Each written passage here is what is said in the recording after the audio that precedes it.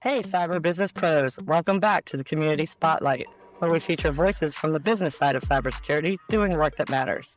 Today, we're sitting down with Joel Benge, founder of MessageSpecs and host of the podcast Nerds That Talk Good. Joel's the guy go-to-market teams call when their messaging feels fuzzy, flat, or full of jargon. He's mentored at Techstars, Mach 37, and ADP List, and his MessageDeck Method is helping founders and marketers unlock clearer, bolder, more aligned messaging without losing their technical soul. So welcome, Joel. I'm excited to have you here today. Thank you so much. I'm excited to join you today too. Great. So first, where do you hail from? I come from the Baltimore, D.C. region, so I kind of Okay. have a foot in two different scenes. Baltimore is uh, um, a little bit more hip, and D.C. is a little bit more buttoned up. But I used to work in the federal government, so I'm like comfortable over there. Got you. Got you. Very familiar. I'm right down the road. I'm in Central Maryland as well. Um, Great. So let's get a little bit of your personality first before we get into your work and what you're doing. Outside of your work, what's something you enjoy doing? And you have any hobbies, creative outlets, guilty pleasures, things maybe You, people don't know about you that you're into?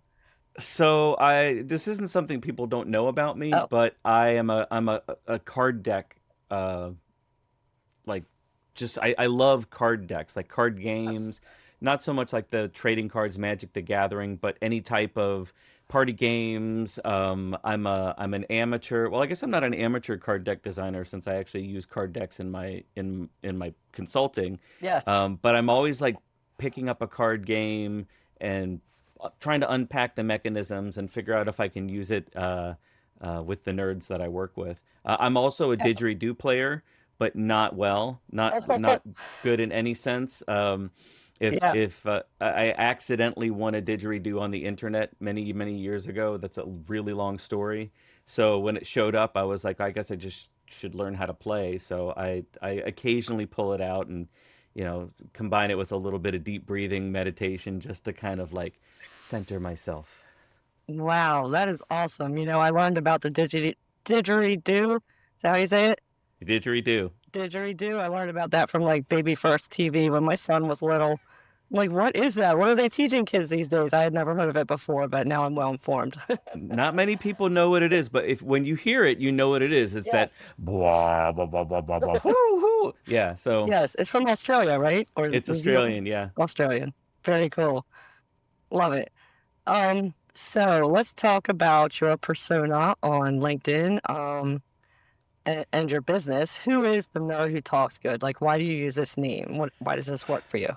So my background going back is in theater education and video games. Oh, I was a very creative kind of a kid, but I got a job at a video game testing company on the help desk. wow, And cool. so from that help desk, I went to the help desk at NASA Goddard Space Flight Center, fixing computers, running internet lines and things like that. And I said, I don't really like doing this. I'm gonna move up the chain and get into systems engineering, or I don't want to fix computers. I want to build them. I don't really want to Oh, build computers. I want to figure out how they work together. And I eventually found my way up to cybersecurity. I spent a couple years in the 12-hour overnight knock sock shift, and became a wow. real hardcore IT nerd, cyber nerd. Yeah. But then I applied at the federal government for a compliance position. They looked at my resume: theater education, video games. You used to work for Nickelodeon. You were one of the first podcasters on the internet. Why do you want to be a compliance person? And I said, well, that's just what I've been doing for the past couple of years. And the guy who hired me offered me um, a communications position. And I Hmm. said, well, uh, compliance lives in Excel, and communication lives in Word. So I'm a theater school dropout. I do Word stuff real good. So why Mhm. don't I give that a shot? And I spent 6.5 years at the headquarters of Department of Homeland Security in previous administration, um, trying to coordinate all of the cybersecurity communications, policy communications, awareness, and things like that. And then Okay. I ended up jumping into a startup that he founded.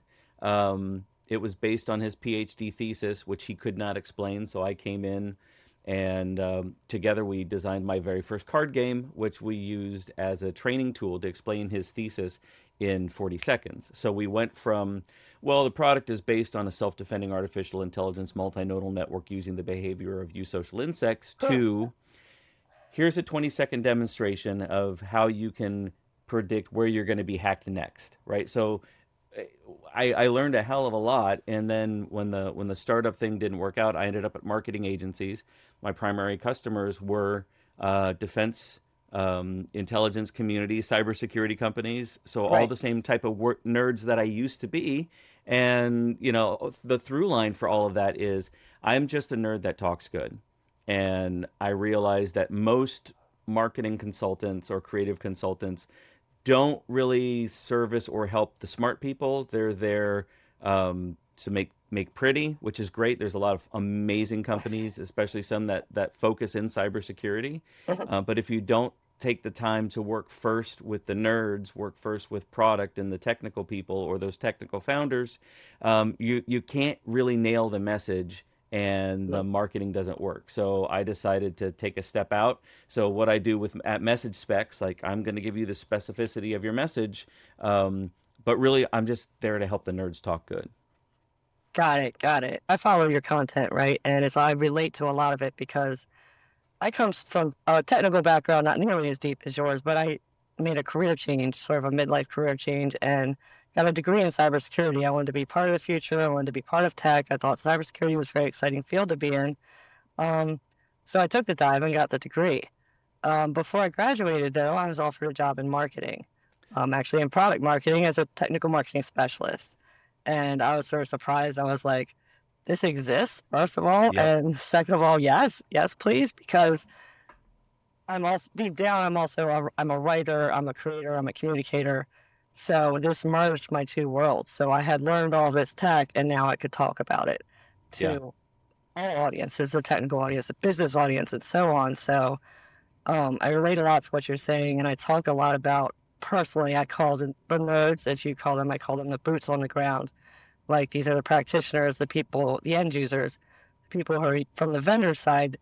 These are the people you need to be speaking to, because they're the ones who are going to use your tool. They're the ones who need to understand how it's really going to help them on a daily basis. So I relate a lot to a lot of things that you say. So I think it's amazing, though, that you have this like deep technical background, and you've been able to translate that into helping companies communicate what they're doing. Because it's, gosh, like, even in school, one of the problems, what we need to get you to do is write textbooks for cybersecurity courses.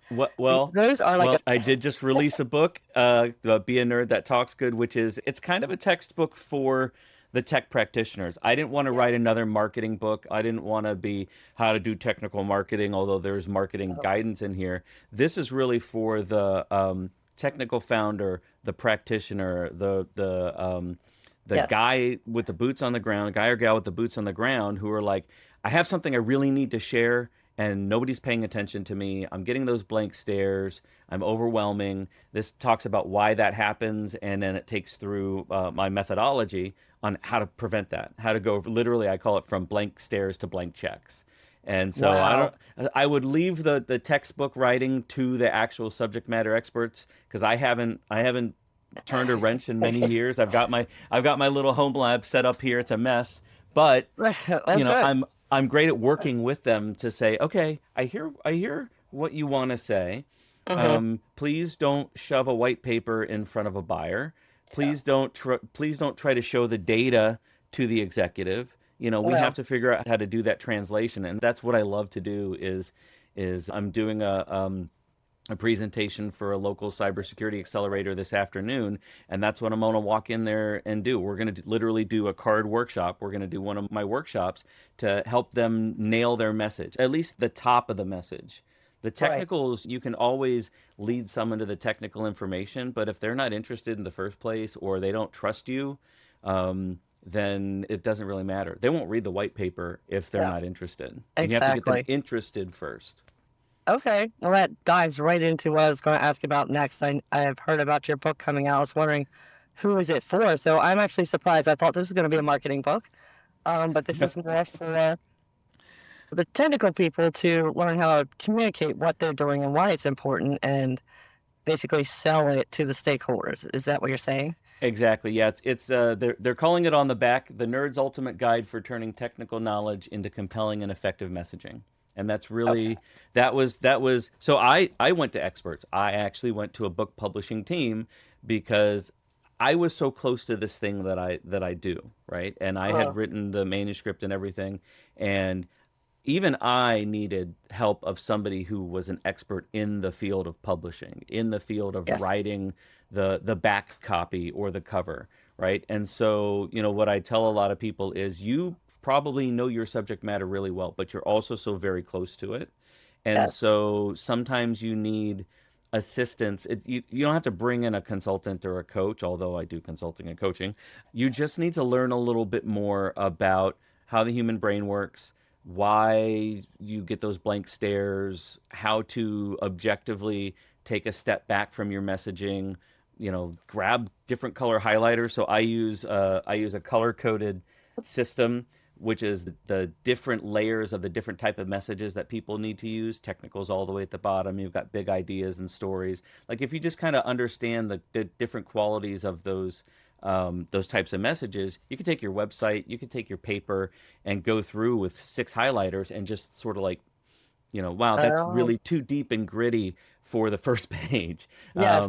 Wow, there's nothing really emotionally compelling until, at all. And a lot of people, especially when they're writing white papers, are like, I should just stick to the facts, right? But if I've got one white paper and another white paper and neither one of them is, they're informing me, but they're Yeah. not juicing me up, they're not giving me any reason to really retain the information, I'm not going to, I may not be able to assess between the two. Now, if I get excited about something, right? Yeah. Then if I get excited about the data, you have to ask yourself, why is this data exciting? What story can I tell about it? Can I introduce that really cool piece of data with a little bit of an anecdote or a bit of a story?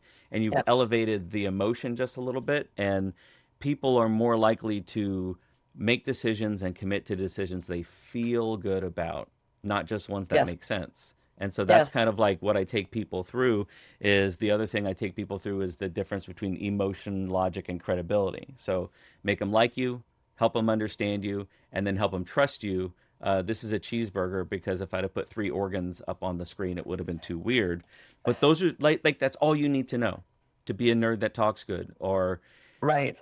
am I emotionally engaging? Am I providing enough information to not overload? And am I proving myself? Do I have credibility? In Yeah. that order. You can't start with, here's the data, here are my credentials. And then on the other side, it's literally taking a step back at your messaging, figuring out everything that I want to say and what I should say at a certain time. And the book and my methodology is a way of literally creating a system around that because nerds love systems, Yes. and having it at the ready so that you can spin up a message, irregardless of who you're speaking to or at what time. So that's Yeah. what I love to do. I could talk about it all day. Oh, no. That's great. I love the way that really helps the colorized system and the thinking about um what did you say, likability, emotion. Was that what were the three things? It's emotion, logic, and credibility, and Emotion, that's logic, and and that's credibility. not me. This Credibility, is trust. this is Aristotle, pathos, Okay. logos, and ethos. So, Yeah. I mean, That's if it's good enough for Aristotle, it's good enough for you nerds. that is a great way to organize your thoughts, organize your what you're trying to say. Even like you said, you could go through your website with a highlighter and figure out what are you saying and what really should go where. That's genius. And what you said earlier, you touched on something I was going to say. So the value of your service, um, the way I see it, is it can be really hard as someone who works for cybersecurity companies, creating content and working with various stakeholders. Everybody has opinions and everybody has what they think is important and what should be up front and how they think should be said and all of that. You end up sort of staring at the same pieces of content for long periods of time and you can't see the forest for the trees. Like it's like what you said when you when you went to publish a book, you went to experts to help you make sure you did that right. And, you can't be above like looking for help and reaching out for a consultant, a fresh pair of eyes, someone who can come in and help you see what you can't see. I see that as highly valuable. Yeah. I say sometimes when you're surrounded by trunks, you don't know if you're in a forest or an elephant stampede, right? Right. Right. And sometimes people need that objective, third party to say, hey, there's, you've done too many things. You've tried to bite off too many messages at once. And Yeah. one of the first things I do when I work with a company or a client is a content catalog. So I literally say, dump everything on me, and I'll categorize it out for you. And across, I had one client across their various web pages. They gave me some sales decks. They gave me some emails. I looked at their social media. They had described their company 4 different ways. They had like 4 different X company is A, Yeah. right? So this is clear, building the airplane as we're flying messaging, right? It's crap. We're gonna go talk to the healthcare people, so I got to stand up a healthcare page. Oh, I've got to do this. I got to do that. So this company had, and I don't remember the exact numbers, but they were like 4 positioning statements, 3 mission statements. They had 8 values, a North Star, a customer promise with 6 subpoints. And when you put that all together on one page and say, it's like, no wonder nobody knows who you are and what you do. Yeah. And it just needs that little extra bit of objectivity that's really hard to do when you're in the thick of it. Yes. And at the same time, I worked at a marketing agency. I was doing 12 to 15 clients at the same time, writing content, and eventually, marketing agencies are great, but if you don't guide them and you don't give them enough of the information and the messaging data, your content's going to look, sound, and smell like every other client that they're doing. Well, It might not look different because they put a different color palette on it. And I mean, that's the brilliance of branding. I'm less concerned about brand, and I'm more concerned about like messaging, because messaging are the words that your salespeople are going to use, that your customer success people are going to use, that your executives are going to use when they speak back to the company. It all becomes a big cycle. So if everybody's not on the same page, everybody's not contributing a piece of that pyramid, Yes. and on the same page, using the same system, then it's very difficult to scale messaging. But it's also for startups. You could have 2 founders that they don't see eye to eye, and they don't know why, and one of them saying one thing and the other saying the other thing, and it's not till I get them in the room and I do a little bit of what I call message therapy, where I'm like, you guys are an A or a B. You have to pick, because if once you start getting people underneath you, or you start scaling, then you're going to have a split in the company. And starting out strong, even as an individual, I have a messaging system. I built it for myself. And I go back to it every single day, which is why if you follow my content, you'll see I'm saying I have the same root message. So I talk about get noticed, get remembered, and get results. Well, that's emotion, logic, and credibility, right? And so you don't have to use the same words all the time, which is another thing that people get into. They're like, I've got my PDF, I've got my talking points, and I can only say these things. And that gets boring. Yes. And people are like, oh, okay, you're just reading off a piece of paper. But if you can really internalize and understand the root of what you want to say and the supporting information underneath it, then you can flex with it. You can say it in a different way, in a compelling way. Right. I think everybody on the team needs to understand it at a level that they can, ad lib, not just read from the script, right? They need to understand it. And it's at their level too, right? Yes. So the technical people need to understand what the higher level value propositions that we're putting out, so they can tie them to the technical details. Yes. And if you're not communicating, especially if you're in marketing and you're not communicating, you don't have a clear set of value proposition statements and who they're for tied to the technology. If you don't have that figured out and you're just sort of winging it because this is what the market wants to hear, then it becomes really difficult for your product team to build the thing that's going to deliver the value that you're selling. Right. This is so many problems you're bringing up that startups face, the silos, nailing the messaging from the beginning, making sure everybody's on the same page.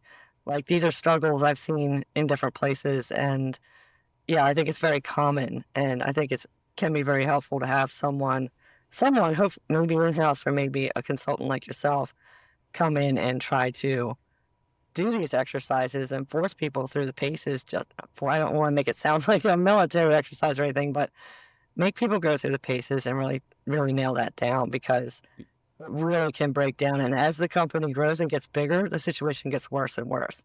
You've got Yeah. sales doing their own thing over here. You've got marketing doing their own thing over here. Nobody's listening to product marketing.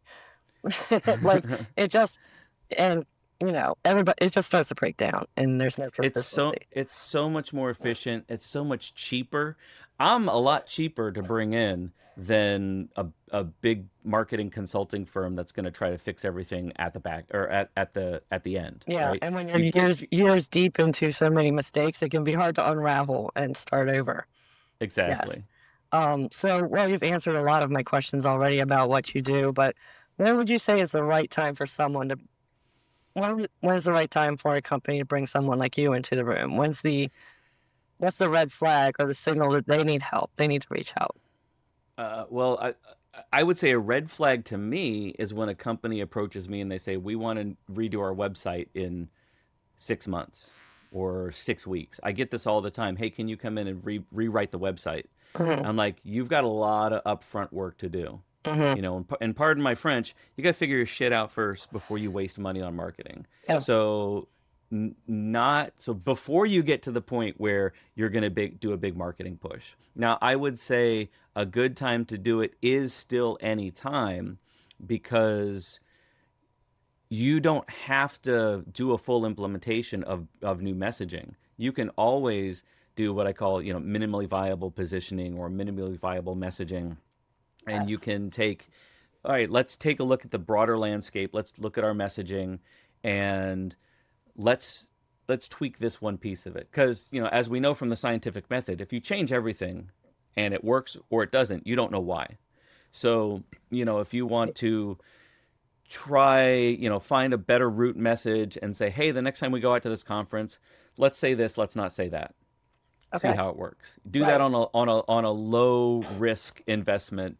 Let's do a campaign. Let's do a landing page with this new messaging. If it works, then we can backflow it into the rest of the content. But when people are looking to do a big gigantic rebrand, if you have the time and if you're committed to doing the upfront messaging work, it's a good time to do it. If you're under pressure, it is not the time to do this, because it is effort and it is work. And the way that I work, I want to engage representation from everybody. I don't want to sit in the room with the marketing people. I don't want the CEO or the technical leader to just say, you guys go make the words look good, right? That's a signal to me that they're abdicating their responsibility for messaging, and that they're not engaged, and that means they're not going to pick it up. So I'm very selective with companies that I work with. I mean, I'm a solo consultant, so I have that flexibility. But I really want to. I don't want to work with the people that are like, and the website will be done in 6 weeks, right? Right. They just want to throw money at a problem or outsource it. But if the your internal stakeholders aren't embracing what you're teaching, it's not going to work, like you said.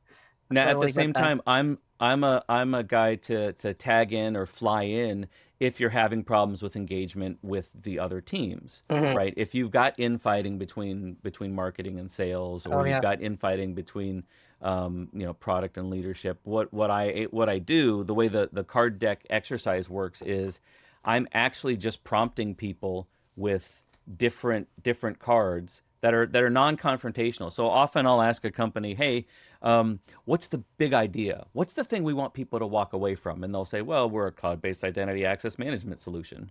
And I'll go, no, that's your Gartner category. Yes. Why would somebody want you? And they'll say, oh, well, you've got identities in the cloud and you want to manage their access. And I'm like, okay, we have a little bit of work to do. But then I'll ask them, I'll say, hey, what's something that you want to change about your industry? And all of a sudden they say, well, do you know why we do the things we do? Because Atka, blah, blah, blah, blah, blah, and using, Microsoft requires blah, blah, blah. And so we've done this because we believe that whenever you hear a we believe, Hmm. that's a really good big statement. It's like that, it's we believe this. And it's Yeah. like you've gotten them to get emotional, right? And so if I can get them into those types of conversations, what opportunity do you see that others don't? Um, who do you advocate for? This is Oh, another really good one. When you're having those conversations, you don't want to get into an argument either. So I've often seen branding workshops. What Hogwarts house are you? Are you a red brand or a blue brand? And then yeah. it becomes an argument between two people. So the way my workshops work is I literally want to get everybody in the room, representation from all the functions, and I'm throwing out these cards and not allowing anybody to speak, not allowing them to get into arguments. Literally, we're just um, writing our answers down. So in Okay. a very short amount of time, we're getting all of our thoughts out of our heads onto the table. I'll show you this. Sure. This is a workshop that I did for a client recently where we had over 600 cards across two different groups come out of this exercise. And what we do after that is we literally lay all the cards out on the table and collectively work through them. So it's a little bit of tarot, it's a little bit of therapy, Hmm. but the result is everybody's engaged. Everybody's seeing the other thoughts, and they're saying, "Oh, you said that, and I said this. Those are really close together. But what if we said it this way?" Yeah. Right? And so in this way, everybody in the company is contributing to the messaging. I package it up and I present it back to them. It's all their thoughts. Yeah. 9 out of 10 times, some piece of brilliance comes out of that, and I'll say, hey, there's something over here about that question. Who do you advocate for? Hmm. And everybody said you love working with your managed service provider. Everybody says you love working with mom and pop construction companies, or you love working with industrial engineers because they're the people who are building the infrastructure of the country and making the country strong. Have you Right. ever Right. used Right. anything like that in your messaging? And 9 times out of 10, they'll go, "We had no idea we were thinking all the same thing. We thought we were an MSP." Yeah. No, you're not. You're the MSP that supports the infrastructure of America, right? And so Yes. that's how you elevate from these cerebral, what should I say type of messages to what are we all thinking but we're not saying. And Right. so if you've got a team that really um I mean, if you're totally infighting, you should bring in an actual therapist first. But if you're just like not in alignment, or you just feel like the messaging that you're saying is just kind of like what everybody else is saying, you're looking at the Gartner, you're looking at the Verizon data breach report, and you're just parroting Right. those with your brand colors on top of it. An Right. exercise like this can really help you find like that gold nugget thing that sets you apart, makes you unique. I can easily see that's where the magic would happen when you get everybody at the table, as you said, and lay all the cards out on the table and get to that.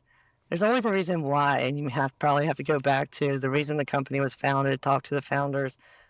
They had a reason they built this thing. There was a problem they were trying to solve. There's something, a pain they know about, and they probably have an audience in mind, like you said, somebody very specific that they can help, but you end up losing that. You start up the company and you're going and you get start up your go-to-market team, and part of that story gets lost and you like help them Yeah. find that. I love that. Yeah, you help surface that again. Yeah, chasing audiences, chasing messages, becoming a Swiss Army knife. Yeah, The gosh, the how many industry has times do you enough hear Swiss that? Army knives. Yeah. Yes, everybody is a Swiss Army knife. The Oh big my the goodness. one of the biggest dangers is who's the product for? And they go, "Well, it depends." Yeah. That means you don't know. Yeah, I know that is very hard to nail down, so your skills are much needed, I have to say that. We all struggle with these sorts of issues, especially in small startups. But as I said, as you grow, if you don't address them, the problems just grow and just spread. So it's going to get you in the end if you don't Yeah. address if you don't address them. At some point, you'll be spending so much money on marketing and sales and all the things, and all the shiny new objects and all the tools, and wondering why things aren't getting better, and why you aren't resonating, and why aren't you Wiz? Like, Right. like what happened? I'm not gonna get into that story too much, but they sort of came out of nowhere in my experience. Nobody was really paying attention to them at first, and then very quickly kind of rose to the top of the market. But I also saw them everywhere and saw their messaging, their advertising, their marketing. It was just everywhere. They were, um, And it was crisp yeah, and it was consistent yes, and it was yes, and very targeted. Yeah. yes. So that was like a case study in my mind that I sort of lived through. And saw this happen. I'm like, wow, that's not necessarily that their product was super different or unique compared to what was on the market already, but they knew how to talk about it. And that was the magic for them. And look at them now. I think Google just got them up where they're going to if approved. So, yes, it can make all the difference in the world, is what I'm trying to say. Has anybody made the gee whiz joke yet? Because that's the And, only thing that comes to mind. yeah. They're gee Somebody whiz. did. I think it was my former PMM. He did that. I think he was like, I've been waiting my whole life for this. Oh yeah. Oh man. There'd be the ticker symbol or whatever would be gee whiz.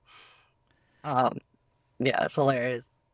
So let's talk about maybe some specific tips maybe you can give go-to-market teams right now that they can start trying. Like, first, people are sort of told to dumb it down, make it simple, talk to the business buyer only, and that, don't get too technical and actually be afraid of um, the data sheets and the really technical type content. Don't put that out there, or at least shove it away somewhere until somebody asks for it.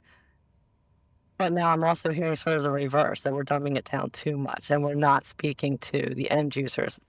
And we're only, chasing the CISO, but we're not communicating how the thing actually works and how it'll change their daily lives, like how they can actually get in there and tinker with it. A lot of them want to know, well, what can I actually do with it? How's it going to work with the tools I'm already using? How's it going to help me in my day-to-day objectives, right? So Sure. are we dumbing it down too much, or is there a middle ground, or is it just in different places you have to speak? You have to talk about different types of things. You have to speak in different places, but this is where having a unified message and a through line and a thread helps. So I actually just did an interview for my podcast, Nerds That Talk Good, with Anthony Pieri, and he is his group Fletch PMM is great, and so shout out to him. And what he told me was he saw a trend towards um, uh, only focusing the homepage to the CEOs. Well, the CEOs or the executives, they're the people that have the money. Yeah. But he was pointing me at some research that said that they're not actually the ones making the decisions, or at least they are the ones making decisions. They're not the ones looking for solutions. The people who Yes. have the problems are the ones who are out there looking for solutions. They're the ones who are going to run across your site, and if it's all business speak. I think our industry is a pendulum, right? We really do. Yeah. We flip back and forth. I think we're kind of in a middle place now where you have to have clear, benefit-driven, messaging, but it should also speak to the pain. It should also speak, and the people who are feeling the pain are the boots on the ground. Yeah. And so having a clear, uncluttered website that has breadcrumbs, very clear. So I get people saying, well, just let's do a PDF, let's just do a data sheet, and I'm like, no, let's start big. Let's figure out the biggest message, or actually I guess I should start down here. Let's figure out the biggest bits of the message, Mhm. and let's layer on the stuff that's going to help us do, like, grab the attention. Maybe it's the social media post. Let's figure all of those pieces out together, and then we can extract out what we need for whatever the artifact is. And so Yeah. I liken this is what my messaging system does. I liken this to the Cheesecake Factory menu. Like, Cheesecake Factory's got literally hundreds of items, but at the back they're like, hey, if it's lunch and you just want a lunch special, these are the items, right? And so it helps you, do that down select.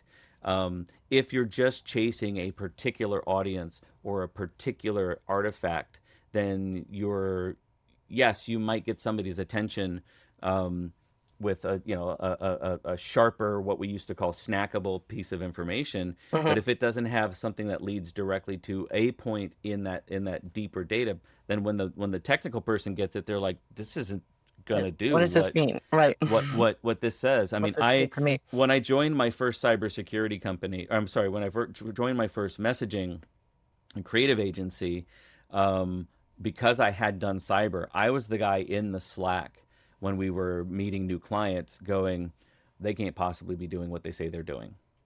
There's no way that this thing is producing that value. Or I was the guy going, oh my God, if they're doing what I think they're doing, they're not even talking about how cool this is, Yeah. right? And so you have to have somebody who's got that full range of perspective to say, here's where we can say this, here's where we can say that. Yes. And then you should have a really good content strategist who looks at the full ecosystem of all the messaging and has those breadcrumbs and those paths and can say, well, if somebody enters the message here, I mean, we talk about the marketing funnel, but it's more, it's not even a funnel anymore. Right. It's like a D&D dungeon crawl type of thing. Right. But You having that lit off so many strategy, neurons in my brain. I'm gonna have to go back and like rewatch this literally for myself because you just touched on so many points that I like struggle with and think about all the time, and I think a lot of other people do too. Um, yes. That, so many websites look the same, and even I have to think from even practitioners who are searching for a solution, it's hard to tell the difference immediately. Like if they don't come to your homepage and can't tell what it is you do differently and what it is you do really well, what is your key differentiator? What is it you do really well?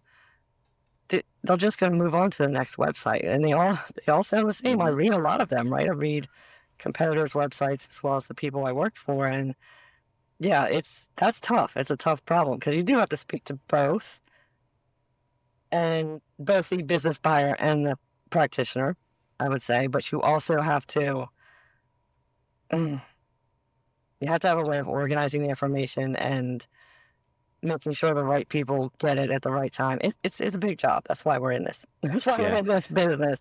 It's a big job, but you make a lot of sense with everything you I've say. got a So I chart recommend in everybody rewind and rewatch that part of it because there was a lot in there. There was a lot of gold in there.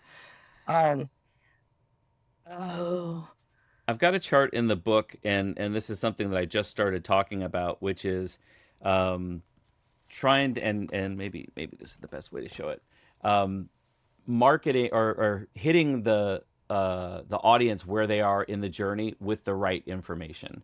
And this is yes, something that I borrowed from some research I did on Maslow's hierarchy of needs. Because if you think about like even Maslow's hierarchy of needs, um, what's most important when you're a baby, like you're a lead or you're unaware of even the problem, are those higher level things, the emotional things. So when you're a baby, it's physical, physiological needs are the most important. You know, right, yes, their love is important, but self actualization and um, community is less important when you're just like crawling around and you're just trying to right, survive. As you get further along, you become more secure, you become more mature. Physiological needs still important, but then there are other psychological needs that take over. It's the same thing with the audience. So if you've got somebody who is about to buy, you've got them convinced. You don't really need to hammer home um, the big idea or the stories because they've already bought into that. right. But I'll second guess myself. Actually, that's one of the most important times to resurge some of those messages because you want to, they've gotten deep in the weeds technically, and then they're like, is this the right? So you want to hit Yeah, them with that trust. Once yeah, they've bought, then it's all technical details, making sure they're very successful. Then it's customer success. But when they become an advocate, it's back to big ideas, it's back to stories and value propositions, because those are the things that you want them to remember. Why did I buy this? yes, Am I feeling the way I thought I was going to feel when I bought this? And then it becomes, they become an advocate for you, and you want them out there talking and evangelizing. I actually interviewed Guy Kawasaki for my podcast, talking all about evangelism.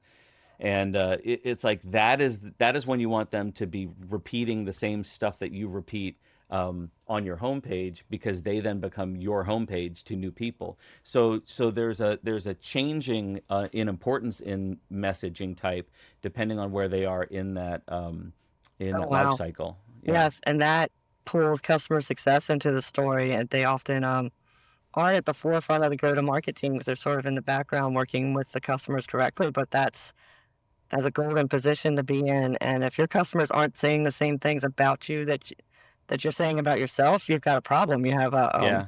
a breakdown. So Yeah, yeah, and when you bring on a customer and you're saying, what are the most, so we presented these value propositions to you. Which one of these was most important for this buying decision? Like, what were you trying to accomplish?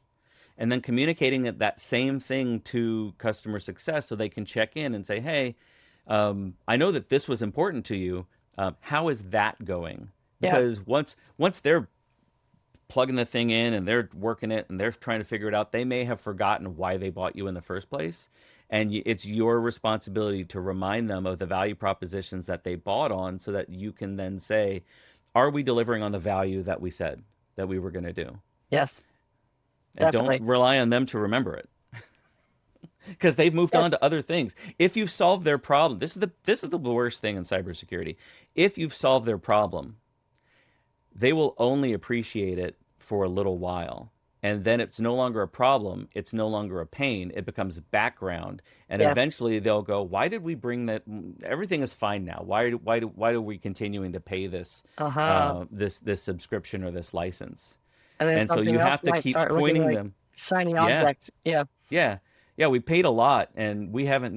Do we? Can we get away with a cheaper solution? Oh, Can we right, do right. this That ourselves too. now? Yep. Can we downgrade our license? And so then you can say, hey, let's go back to the console. Look at all these, whatever it is. Look at all these attempts that we're knocking down. This is why everything's so quiet, because we're still working. We're still delivering that value that you Right. bought in the beginning. And so Oh that's my where God. Yes. figuring it out first. And, It's so and that is important. like one of the hardest parts about selling cybersecurity is we're mainly selling preventing something from happening, right? So it's that is so hard. And I think we all experience, you take on you buy a new tool. I buy something for marketing, whatever. I bought Descript recently. I enjoy using that for editing videos. It allows someone like me who's a writer do a little bit of video editing. Now, it doesn't make me an expert or anything. It doesn't make me a professional video editor, but it allows me to do some things. So I love that. And I love playing with it. But and I've become I've had it for a while now. I've become a little bit dependent on it. I kind of take it for granted, and it happens with every tool that I adopt. It just becomes something in the background. But the moment it doesn't work, the Hmm. moment it's shut down or doesn't work, then it's traumatizing experience. Like it's one of those things you don't realize how good you have it until you lose it. But you don't want that to be your product, right? You Yeah. don't want that to be your customer Or experience. you start looking at your budget and you're like, do I really need to be paying this $20 a month? And then Yeah. you think, Can I how cut much do that? I actually use it? Yes. Or I use that thing once in a while, but if I didn't have that Yes. when I needed it, I guess I'm gonna That pay yes. re-up this month. That's something we all experience, and I feel like that's something I try to tell marketers is, this is something we can understand. We can understand um, tech sprawl. We can understand barely using one of the tools we thought was going to be great. We can understand, becoming dependent on a thing.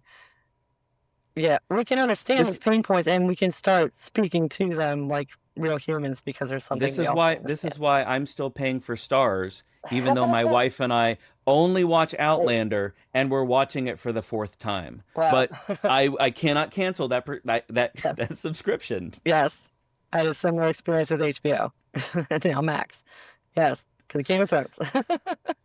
But yes, they get you hooked. But that's what you want to do as a product, right? You want them hooked, and you want them to love you and to be a fan and be an advocate. Anyway, I could talk to you all day, but we can't do that. We need to wrap up this interview. But maybe I'll talk to you in the future and we can get into some more topics. Oh yeah. But I do like to ask everybody a little bit about AI, how you use it, how it fits into your tech stack. Do you use it at all? So you're a consultant running your own business, running workshops, creating content, coaching. Um, what's in your daily tech stack, and what tools do you rely on the most for your So business? as a content writer, Mhm. as a published author, as a Yes, published yes, author, yes. I was very skeptical about the ability for large language models to generate quality content. And I'm still very skeptical that you can just trust it to, spin up and write something for me. But Yeah. I use ChatGPT every day. I've trained it to, I've uploaded my book to it. I've uploaded my knowledge base. I have a custom GPT Mhm. that I use to bounce ideas off of. And Yeah. I say, hey, I'd like to write something this week about this, and go look at everything I've written and what have I already said about that, Mhm. and surface that, right? So this is looking deep into my messaging system so that I'm saying similar words. I'm not contradicting myself or confusing. And then I might say, here's a great post that somebody else did. What rhetorical structure are they using? Oh, Um, yeah. and present that to me, and then I will do the writing, or Yeah. it will come up with good ideas. But when you take a step back, and this is another reason why it's important to do content batching, take a step back and go, every single one of these posts looks the same. They're Yeah. structured exactly the same. I want to mix it up a little bit. So I do use ChatGPT for that. I use it for um, research and parsing large amounts of data. Yeah. Uh, I did not read. Well, I did read every single one of these cards, Yeah. but I scanned these cards, dropped them into a PDF. Hand recognition is still a little bit difficult. I was wondering Everybody's about writing that. writing really quickly. Yeah. Um, but I was able to basically say, look through all this content. Now, when I do one of my workshops online, it's great because I use a tool called Miro, and people are typing everything in, and I can export everything as a CSV, which is chef's kiss, amazing. Wow. Is But it I can say MIRO?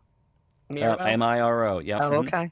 yeah, Good to know. and there are a couple out there. I actually sell my entire workshop template for other people who want to do the workshop. And there's Wow. instructions and stuff how to do that. But so you can Okay. do it yourself. But it's great because I can say, what are the common themes? What are the common words? Are there any outliers? And it points me in directions that I can then dig into and use intellectually. Yes. I've just started using Claude for some vibe coding because Oh. I wanna be able to show examples of my cards flipping. I want people to be able to not have to book time with me if they just want to see what the cards are like. So I'm working on a module right now to do a demo for Claude. Okay. I probably will hire a developer or somebody just to sanity check the Yes. code because I don't want to inject anything. Um, but they're great. I find AI is good for beating the blank page, Yeah. and that's not even getting into some of the really great deep machine learning and predictive stuff and all the deep foundational models that aren't customer facing. But right now it's pretty much ChatGPT, Claude. If you're a content team out there, I would recommend looking into Writer. Writer.com is an Okay. amazing B2B content generation platform. It's kind of like Grammarly on steroids. You can put Okay. your whole style guide in there. I used it at one of my agencies to make sure that for every client we were writing, we were using their preferences and their style. So it really keeps everything Oh, together. But yes, that seems helpful. Mm-hmm. it's got great blog generation because it's stepwise. So give me some ideas. I pick an idea. Give Yeah. me a three paragraph argument structure. Okay, let's fix these bullet points. Now generate the thing. So Okay. it's great for beating the blank page. So Writer, I'd recommend. I use it even though I'm in ChatGPT more often because it's a more personal experience for me. Right. I haven't tried that myself, but I haven't looked at those sort of tools for a while. Sort of been used. I use ChatGPT a lot, and I've heard that Claude has improved a lot, so I may get in there and give that a try again.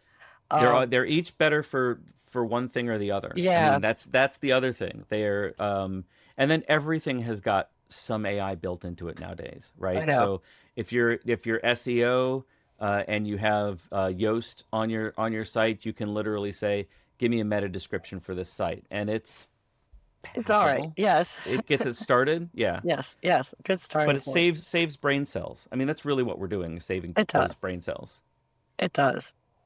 I think they are great tools. Also, I love what we were saying about writers, so I might look into it because one thing I do when I'm trying to use ChatGPT to write is force it to go through my writing process, which starts with research, pulling out points that I want to speak to, doing an outline.